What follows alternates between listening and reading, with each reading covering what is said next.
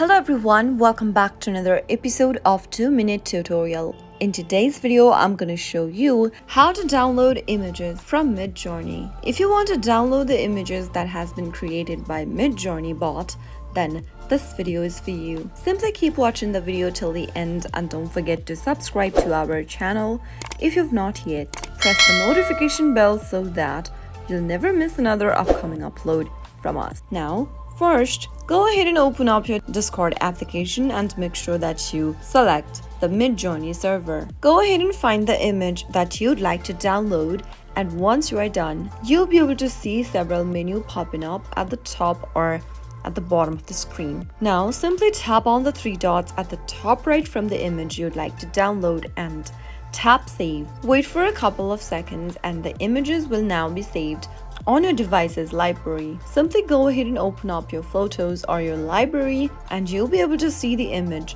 downloaded right away. That is how you can easily download the Midjourney images that you've created or anyone else has created using the Midjourney account.